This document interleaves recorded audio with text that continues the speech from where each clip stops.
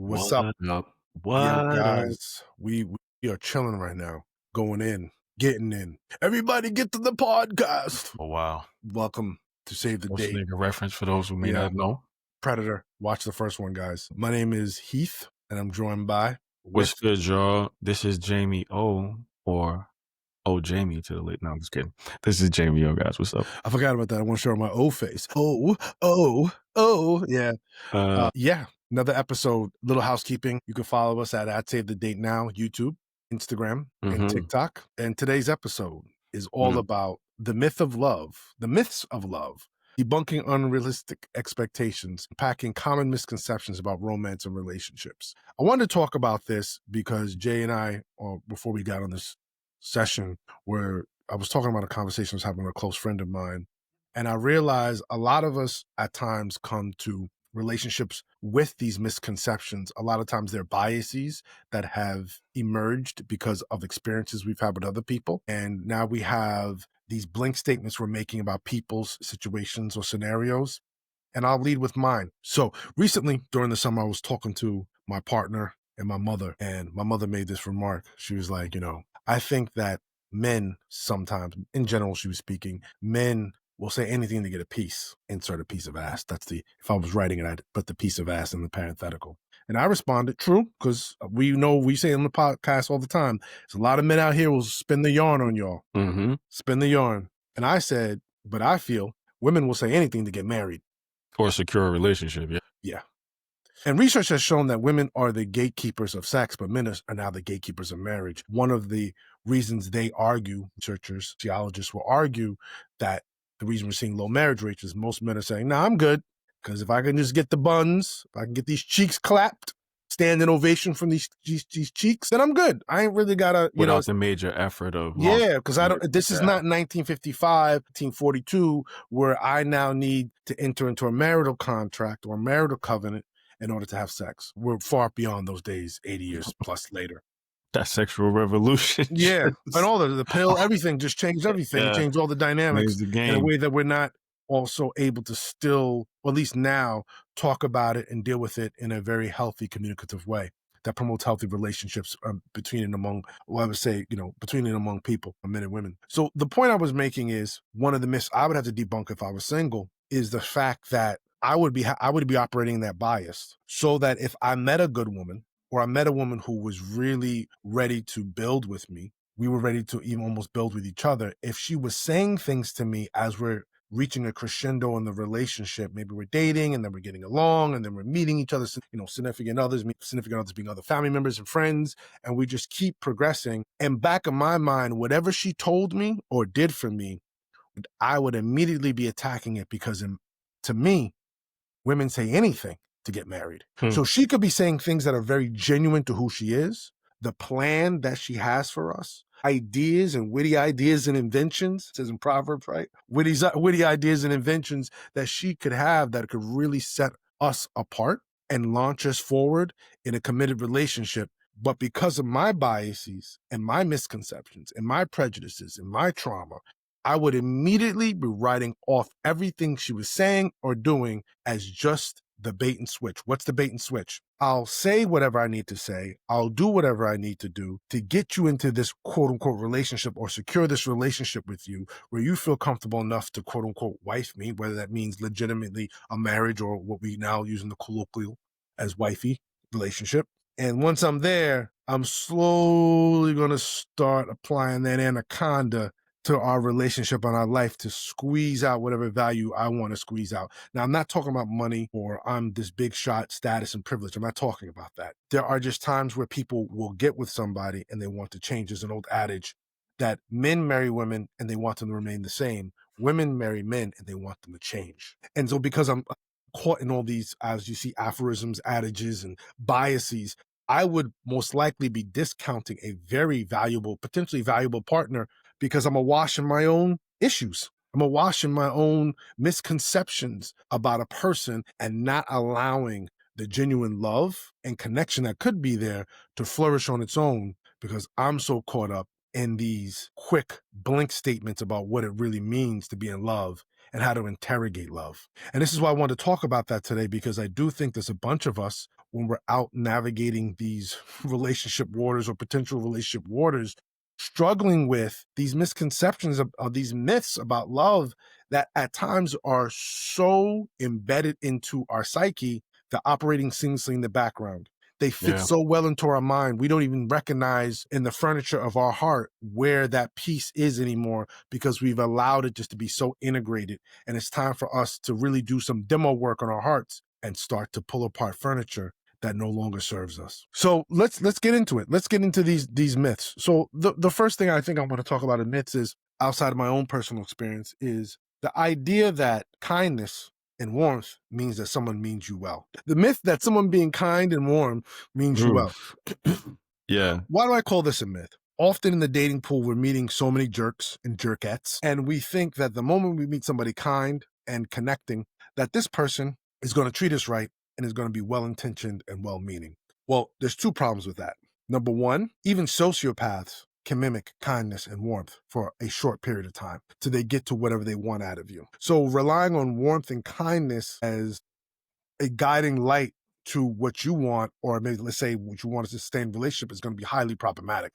It's going to be something that you are going to be misled by in the short term, especially if you're operating out of the high volume of desperation. We're going to touch desperation in a little bit, but you get so caught up in that you miss the opportunity to slow things down and really interrogate that person's behavior. Because ultimately what you should be looking at is looking at if that person's words and actions align over time. That's why it says dignity. We say here, dignity is given to someone up front, but trust and respect is earned. Have they earned it? Have they been consistent with their words and their actions towards you over time? Warmth and friendly is nice. I'm not saying there's anything wrong with that.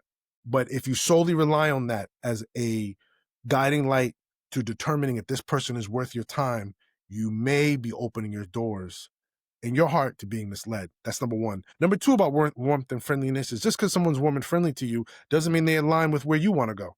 There's plenty of people who are warm and friendly and all they want is a casual situationship. But because they want to treat you kind, and they're not being deceptive with the kindness, that's who they're a kind person, but their goals don't value. They don't align. So sometimes I believe kindness and warmth can be like, oh, this is the person who really wants to be with me and go the long distance with me. No, this person is just kind and warm. And you're still going to have to do the hard work of communicating who you are, what you want, and what your intentions are, and do the hard work of listening to who they are, what they want, what their intentions are, to see if there's true alignment with moving forward in a relationship.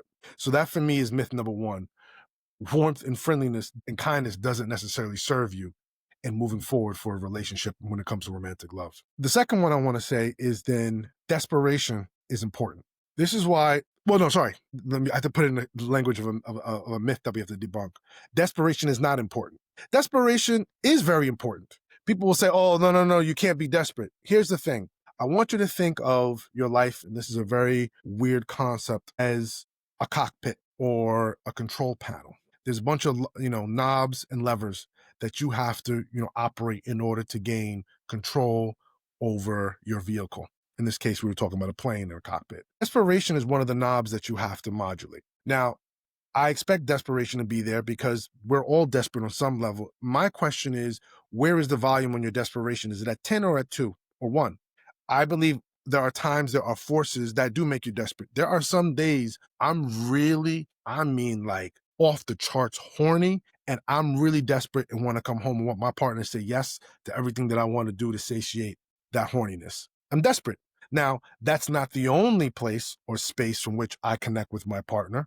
That's not the only space or place from which I, want to be with her. But that's just part of the scenario of love and the scenario of connection and romantic love. Desperation is part of it. My thing to people is, where is your desperation? Is your desperation leading the pack? Again, we change the illustration and talk about a performance. Is it the lead singer?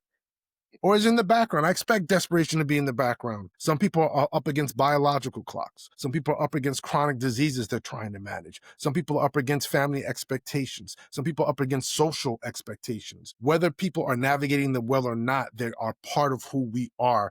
And to deny that and to always make sure people are coming squeaky clean to a relationship is ludicrous. We all have our issues. And we all still are entitled to love with those issues. It's, what are you doing to modulate? What are you doing to control? What are you doing to manage so that you can present, and not only present, but be a healthier version of yourself for yourself and for that other person. So that what we do at times, and the reason I'm bringing this up is that I think we have this issue on the internet at times of some of us as talking heads and pundits of wanting to present perfect people. There is no perfect person. You're not a perfect person. Other people are not going to be perfect for you. We are all works in progress. We're all whips.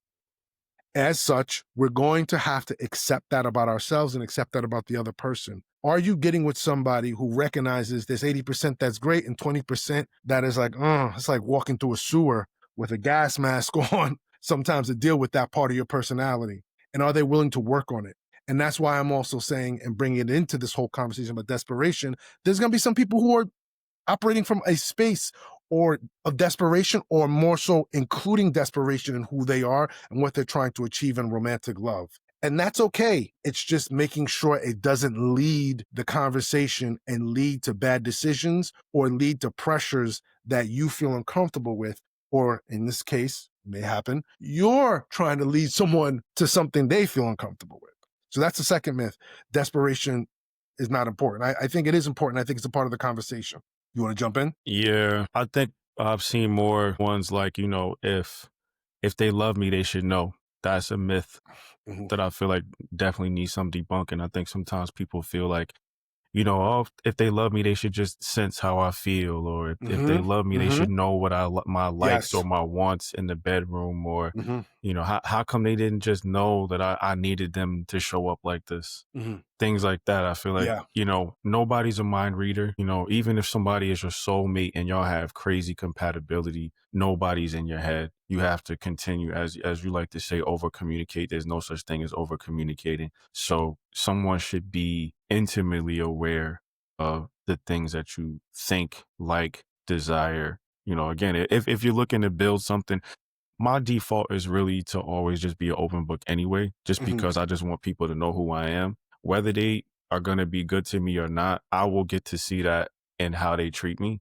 mhm, But mhm. I feel like there's no sense in engaging with people at all if you're not going to be vulnerable and be an open book. So that's Yeah, just my default. yeah. But I say all of that to say, to bring it back around to communication. No one should be putting it on someone else to just know through osmosis how they think about something, what they want in the bedroom, even something as simple as what you want to eat today. If I'm hungry, you know what I mean? Some people are proactive about anticipating needs, but even with that, that's It not takes everybody's time. love language. Yeah, that's data you have to learn. That's intel yeah, man. that you got to spend time with somebody to learn. And it's not going to come overnight. So that's one myth. I think another one that something I have had to struggle with is this concept that when the spark dies, the love is gone. Come on now. Obviously, when you go through an initial phase of like high romantic feelings, bro, it's like Yeah, being it's back in high intoxicating. school, Yeah, it's and you know what I'm intoxicating. saying? On the It phone is all very night, intoxicating. caking up, It is, or you hang up first, and it falling is asleep on the very much phone. that. Yes, it is very much, Yeah, checking their social media pages to see who's liking. Oh, I saw blah blah.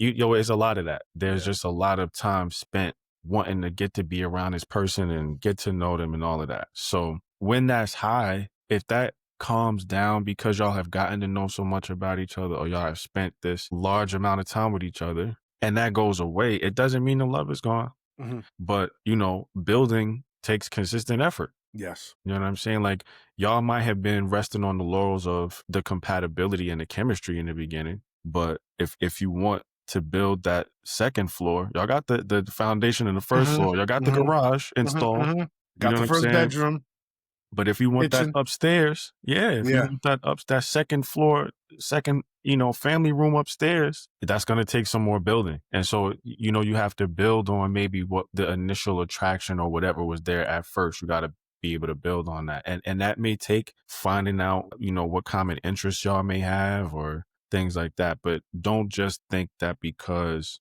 that spark is gone, Yeah. that the love is gone. I like that. I really do like that because a lot of us live for the high and don't want to do That the work dopamine for. hit. Yeah. Yeah, for And after sure. 2 years, research has shown that usually whittles away, and then you're left with the work. And the work ultimately births its own beautiful opportunities and pictures and scenarios and landscapes, but you got to do the work to get that. And that's another myth in and of itself that like real love should be effortless Yeah, and almost like perfect. And it's like, come on, y'all. it's not. It doesn't matter how many people you see on the gram that y'all categorize relationship goals. Whatever you see, it took work to get there. Absolutely. J and B, Brangelina, all of these couples that we used to Oh yeah, really look up aspire to. I to. mean, Yeah, damn, really you look see up this to. Brangelina, Listen, each man, other's. all of those relationships took work. Even your parents that Yeah, boast have grandma, been pop, together pop, for and 20, grandma. 30, 40 years, all of that took work. And I Yeah, think that's one of the things that really plague a lot of relationships nowadays is people are really kind of enamored with the instant gratification bug. And it's like they're expecting what took their grandparents or parents 20, 30, 40 years to build. They want to come in ready with that. yo, dude, I was talking to my mother, and she was just basically saying it wasn't to her mid to late 50s, and she had always been a traveler when her youth. But then you have a family. Hmm. Then to really get back to traveling was like late 50s, where you're really doing something for your birthday and you gone for like a week, week and a half, and you having a good time. There was that lull because family. And I believe a lot of us, the moment we can't go to Turks and Caicos, the moment we can't do this. I told you about the Instagram woman who said she was married for 14 years and her husband for 14 years. They had decided to No follow the trips. rich dad, poor dad model. They Yeah. were going to invest their earned income into income producing assets. And it took them 14 years to get to the level they wanted to get to, where even to this day, she's saying we still just live off Off of of our that.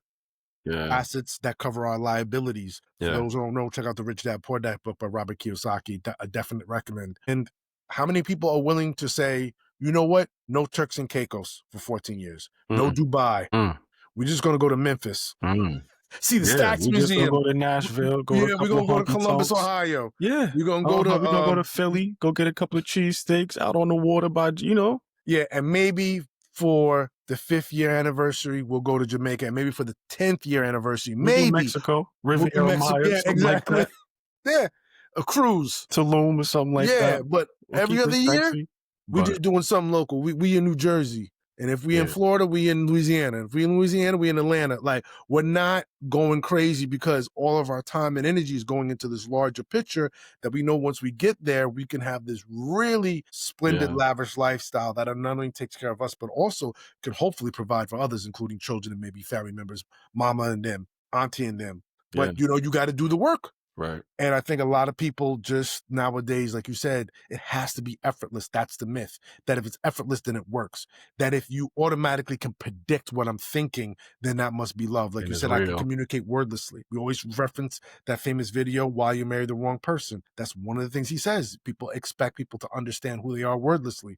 One of my favorite shows, Different World, third season, Whitney had her birthday party. It was towards the end of the third season, and she expected Julian to know her birthday, even though she never communicated it. Mm, So the whole episode was about, her having to come to terms with not communicating. And a lot of us do that. We just yeah. want someone to fit and that is not realistic. And to just know. And Yeah. that's that fairy tale stuff. That's movie stuff. Yeah. If y'all wouldn't believe in a flying dog dragon named Falcor flying through the sky like from Neverending Story, why would y'all believe some of the other things that writers write about love, whether in serious romance dramas or in rom-coms? Well, because they play on what people really want. It's an art imitating life. Like in real life, we would love if somebody just knew what we were thinking and could just anticipate what we want. So they write that into these stories. Like it's one of those things of like if for a guy, right? We love. Let's just put it in Yeah. context. In Corn, Yes. all of the models look pretty much a certain way Yes. Yes, they do. Corn. because Gotcha. because they know who What's they're popping right marketing now? to. Yes. It's funny you say that. I remember in the 90s, well, the 80s, you had the Cindy Crawfords, you Mm-hmm. had the Kathy Irelands. Beautiful women in their own right. Wasn't too much room for Pam Grier there. But towards the late 90s, and a lot of people don't give her credit for this. I don't say she deserves the credit, but she was part of it with the advent of Blacktail Magazine, Smooth and Melissa King, Ford. Melissa Ford, Yeah. Evita Guerrero's. And then Levita who Guerrero. really started bringing the butt up was Jennifer Lopez too. Yeah. And so now we're 25 years from that era, let's say 26, 27 to be comfortable, bringing it to the 90s, 98 or so. Being curvy is more normal.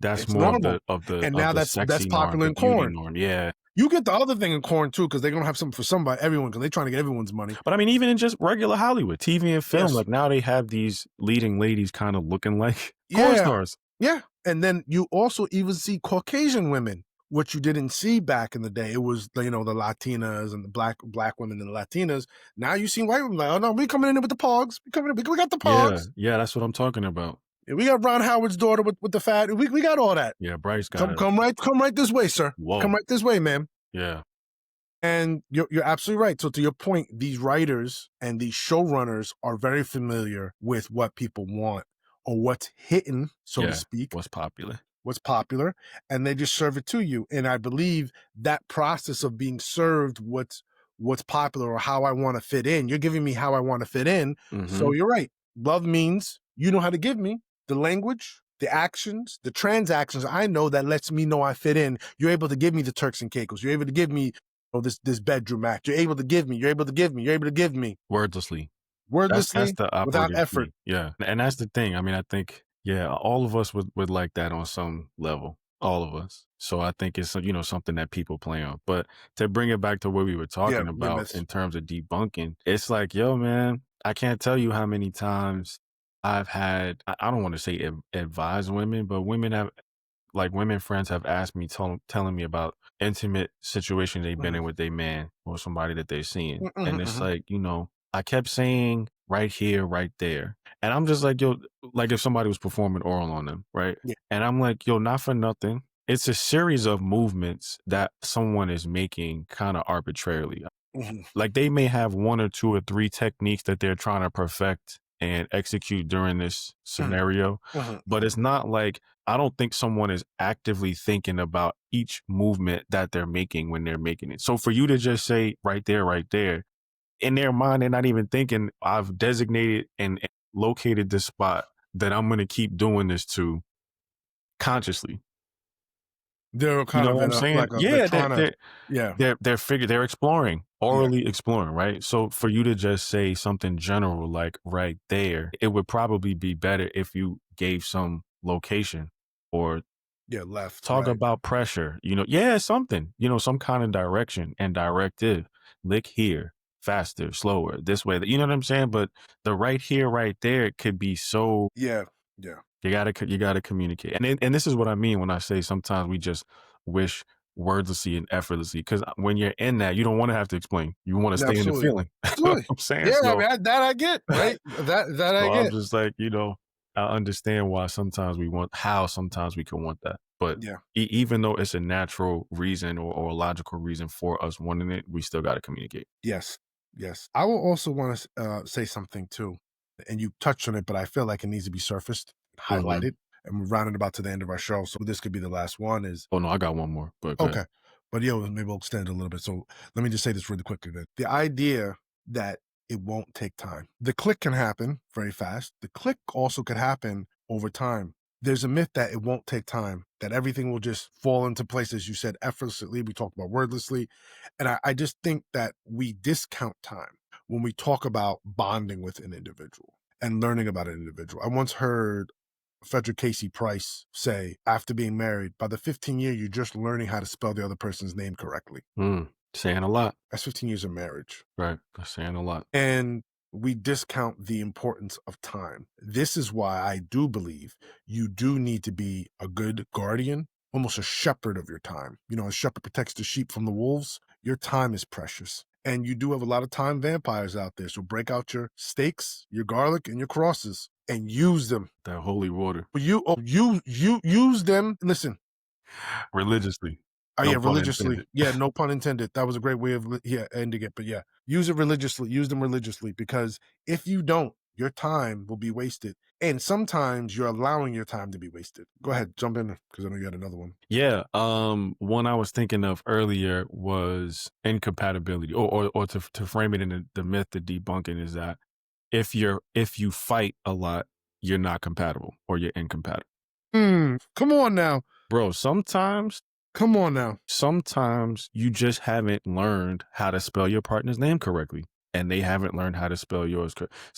Listen, individually, you could be a brainiac, a wizard, a communication specialist, but you haven't mastered someone else's learning, hearing, listening style. So Mhm. you're just diarrhea of the mouth in it. And what you're saying is articulate and it makes sense and it's Mhm. comprehensible, but you're saying it in a way that doesn't compute to them, which causes conflict. And Mm. conflict is normal in a relationship. So just because you haven't learned how to speak their language yet or vice versa, and y'all, might be having these little tiffs and there's conflict, it might just mean, because we talked about getting to know somebody over time, it might Mhm. just mean that you just haven't learned yet how to run your operation smoothly. It This is doesn't mean you're incompatible. yeah, It just might mean y'all haven't learned how to put y'all differences together to create a better outcome. absolutely. And this is why it's also important, as you said, with your previous relationship, your marriage,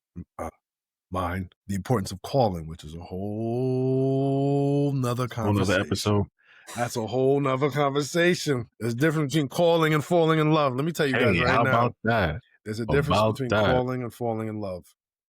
They both travel the same road, but one's in a horse and buggy. The other one's in the Maybach. Yeah. Huh? Yeah. Mhm. And on that note, Yeah. guys, another episode. Save the date. Again, follow us at Save the Date Now, TikTok, Instagram, YouTube. Until next time, I'm Heath. I'm Jamie, y'all. Take care. Peace.